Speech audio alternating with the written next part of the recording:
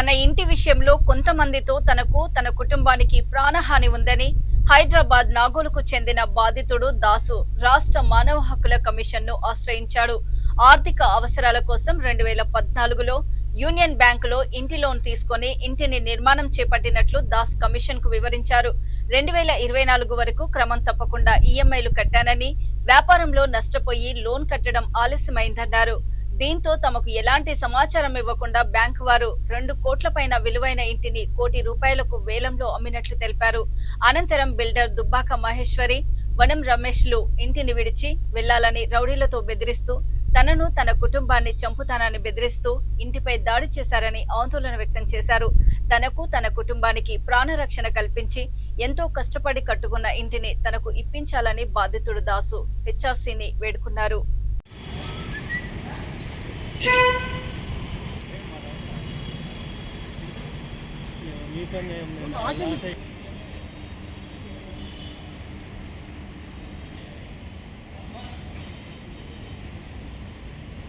నేను తీస్తా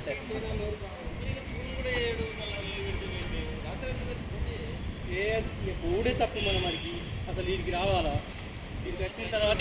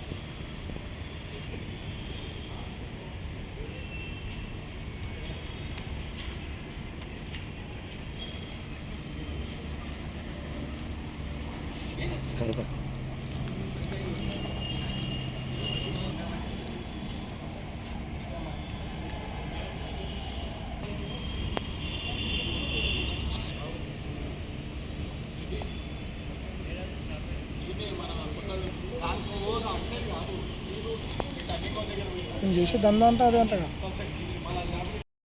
నేను నాగోల్లో ఉంటాను, మాకు సొంత ఇల్లు ఉంది, మా నాన్న పేరు మీద ఉంది. 2014లో మేము యూనియన్ బ్యాంక్లో కొద్దిగా ఆర్థిక అవసరం వల్ల లోన్ తీసుకున్నాను. లోన్ తీసుకొని 2024 వరకు మంచి కట్టుకుంటూ వచ్చాము.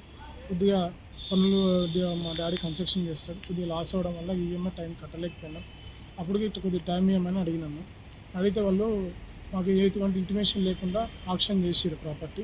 ఆక్షన్కి వేస్తే ఆక్షన్ కాకముందే మేము కోర్టుకి అప్పీల్కి వెళ్ళాం, డిఆర్టీకి. కోర్టు ఆర్డర్ వచ్చింది మాకు.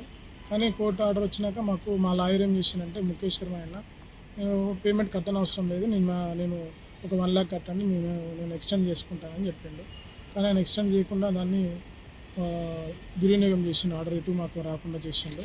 తర్వాత ఏమైందని కనుక్కుంటే అవతల ఉన్న బ్యాంకు వాళ్ళతో ఆయన చేయగలుగుతుంటే మాకు తెలిసింది. తర్వాత ఆయన తీసి వేరే అడ్డ పేరుని పెట్టుకున్నాం. తర్వాత ఇన్ని కోట్ల 4 కోట్ల కేసు పెండింగ్ ఉండగా బిడ్డర్ అనేట ఆయన వచ్చి మా ఇంటి మీద ఊక వచ్చి దాడి చేస్తున్నారు. మా మీద ఎటువంటి ఆర్డర్ లేదు, కోర్టులో కేసు పెండింగ్ ఉండగా రిజిస్ట్రేషన్ చేశారు అతనికి. అక్కడ దగ్గర వచ్చి ప్రాపర్టీ వాల్యూ వచ్చి 2.5 కోట్ల ప్రాపర్టీ, అది ₹1 కోటి వాళ్ళు అమ్మేశారు మా ఇంటిని. మాకు ఇంటిమేషన్ లేదు దాని గురించి. మాకు ఇంటిమేషన్ ఉండుంటే మేము కడతామని డీడీలు కూడా తీసుకొని బ్యాంకు వెళ్ళాం, అయినా వాళ్ళు మా అకౌంట్ ఫ్రీజ్ చేసారు. మాకు ఈ ఇంటిమేషన్ కూడా చేయలేదు. అది ఆయనకి మేము చెప్తూనే ఉన్నాం బ్యాంకు వాళ్ళకి, మేము కడతాం సార్ అని కూడా వినలేదు. వాళ్ళు బిడ్డర్ ఎవరైతే కొన్నారో దుబ్బాక మహేశ్వరి, వనం రమేష్ అడ్వకేటు, ఆయన కార్పొరేటర్, ఎక్స్ కార్పొరేటర్, ఆయన ఇన్ఫ్లుయెన్స్ వాడుకొని ప్రతిదీ ఆయన మా మీదకి దౌర్జన్యంగా వస్తున్నాడు. ఈ విషయమై పోలీస్ స్టేషన్ కూడా మేము కంప్లైంట్ ఇచ్చినా కూడా పోలీసు వాళ్ళు కూడా మేము ట్రెస్ పాస్ చేసామని చెప్తున్నారు. మేము ఆల్రెడీ బ్యాంక్ వాళ్ళతో మాట్లాడుకొని 5 lakhs కడతాం సార్ మేము అంటే వాళ్ళు తాళాలు ఓపెన్ చేసారు. మేము ఇంట్లోకి వచ్చినాం. తర్వాత 5 lakhs తీసుకొని డీడీలు తీసుకొని వెళ్తే వాళ్ళు మేము తీసుకోలేదు, పై అధికారులు ఒప్పుకుంటలేరు అని చెప్పి వాళ్ళకి మాకు చెప్పకుండా వాళ్ళ ప్రాపర్టీ అమ్మేసారు. వాళ్ళు అమ్మేసాం. ఇంకా కోర్టుల కేసు పెండింగ్ ఉంది. ఎవరికి ఎటువంటి ఆర్డర్స్ లేవు, ఆర్డర్స్ లేకుండా రిజిస్ట్రేషన్ చేసుకొని మా ఇంటికి వచ్చి 15 మంది 20 మందిని తీసుకొచ్చి మమ్మల్ని కొట్టారు.